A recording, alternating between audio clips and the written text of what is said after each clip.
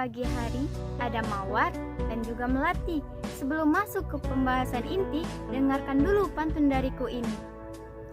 Air beriak, tanda tak dalam. Air damai menghanyutkan. Izinkan aku ucapkan salam untuk para teman sekalian. Bismillahirrahmanirrahim.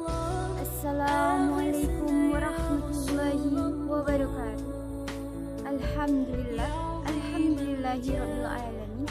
Wassalatu wassalamu ala asrafil anbiya'i wal mursalin. Sayyidina wa maulana Muhammadin wa ala alihi wasahbihi ajmain. Amma ba'du. Puji dan syukur kita panjatkan atas kehadiran Allah Subhanahu wa taala yang telah mengembalikan kita rahmat serta hidayahnya kepada kita semua. Serta tidak pula lupa kita sampaikan selawat dan salam kita kepada junjungan Nabi kita Nabi Muhammad SAW yang telah membawa kita dari zaman kegelapan hingga menuju zaman terang benderang. Perkenalkan, nama saya Usatun Hasanah dari Prodi Ilmu Perpustakaan Fakultas Adab dan Humaniora, dosen pembimbing mata kuliah Tafsir dan Hadis, pembimbing mata kuliah Tafsir dan Hadis Ustadz Munandar. Pada kesempatan kali ini, saya akan menjelaskan tentang ayat-ayat yang turun di Mekah dan Madinah. Ayat-ayat yang turun di kota Mekah dan Madinah itu dalam bahasa Arabnya disebut dengan surat Makkiyah dan Madaniyah. Adalah sebuah istilah dan ungkapan di bidang jurusan ulumul Quran dan sebagian dari cabang-cabang kajian Islam. Dan yang dimaksud darinya adalah dua bagian dari surat-surat Al-Quran yang berkaitan dengan tempat penurunannya. Mekah dan Madinah adalah dua tempat turunnya ayat-ayat Al-Quran Al-Karim. Dan mengenal ayat-ayat yang turun di dua kota ini termasuk dari kekhawatiran umat Islam sejak abad-abad permulaan hingga hari ini. Dan menyebabkan munculnya sebuah ilmu baru dengan nama ilmu Al-Makki wal Al-Madani. Tentunya untuk menentukan manakah yang termasuk ayat-ayat dan surat-surat Makkiyah dan Madinah. Menurut kriteria waktu, sebagian berpendapat bahwa setiap yang turun pada masa sebelum hijrahnya Nabi Muhammad SAW adalah surat-surat Makkiyah dan setiap yang turun setelah hijrahnya adalah surat-surat Madaniyah. Dalam kriteria tempat, sebagian berkata bahwa surat-surat yang turun di Mekah adalah Makkiyah dan surat-surat yang turun di Madinah adalah surat-surat Madaniyah. Dan demikian juga surat-surat yang turun di sekitar daerah Mekah adalah surat-surat Makkiyah dan surat-surat yang turun di daerah Madinah adalah surat-surat Madaniyah. Ini contoh dari surat Makkiyah yaitu surat An-Nas.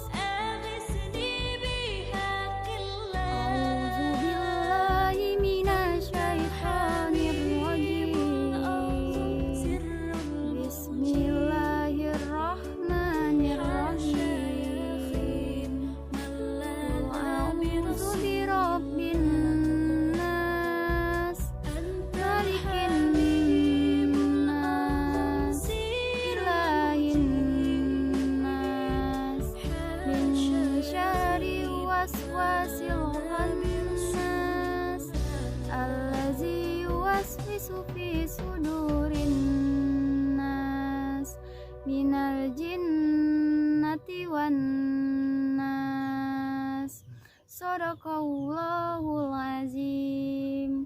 Yang artinya, katakanlah, aku berlindung kepada Tuhan, ya Rabbi, yang memelihara manusia, raja manusia, sembahan manusia dari kejahatan bisikan syaitan yang biasa bersembunyi, yang membisikkan kejahatan ke dalam manusia dari golongan jin dan manusia.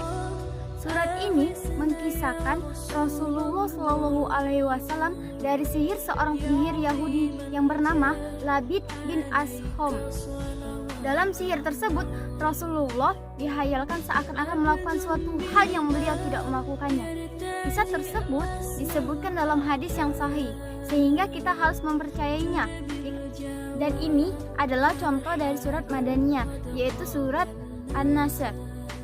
A'udzubillahi minasyaitonirrajim. Bismillahirrahmanirrahim.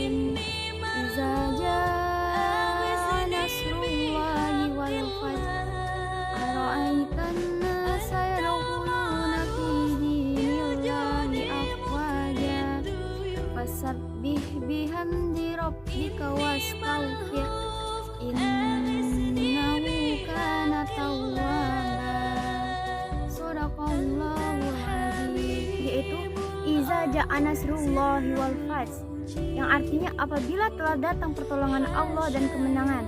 Pada ayat ini, Syekh Abu Bakar Al-Jazairi mengungkapkan, jika telah datang pertolongan Allah bagimu wahai Muhammad, hingga engkau berhasil mengalahkan para musuhmu di setiap peperangan yang engkau jalani, dan datang anugerah penaklukan, yaitu penaklukan kota Mekah, Allah membukanya bagi dirimu sehingga menjadi wilayah Islam yang sebelumnya merupakan daerah kekufuran.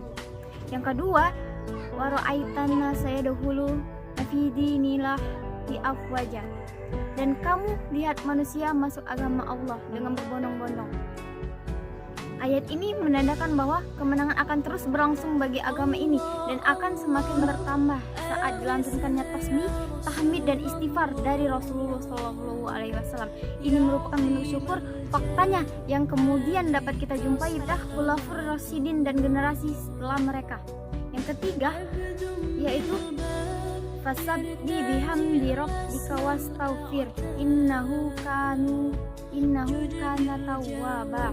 Maka bertasbihlah dengan memuji Rabbmu dan memohonlah ampunan kepadanya, sungguhnya Dia adalah Maha menerima taubat. Pada ayat ini mengisahkan sejumlah sahabat mengartikan ayat ini dengan berkata, maksudnya Allah memerintahkan kami untuk memuji dan memohon ampunan kepadanya manakala pertolongan Allah telah tiba dan sudah menaklukkan daerah-daerah bagi kita. Pernyataan ini muncul saat Umar bin Al-Khattab radhiyallahu anhu mengarahkan pertanyaan kepada mereka mengenai kandungan surat An-Nasr. Baiklah, demikianlah penjelasan yang bisa saya sampaikan. Semoga dari penjelasan ini bisa membuat kita semakin mengetahui dan memahami ayat-ayat dalam Al-Quran. Amin ya rabbal alamin. Bunga mekar di perbukitan, sawah luas di perdesaan. Terima kasih untuk perhatian, mohon maaf untuk kesalahan. Jazakumullah khair. Akhiru kalam. Wassalamualaikum warahmatullahi wabarakatuh.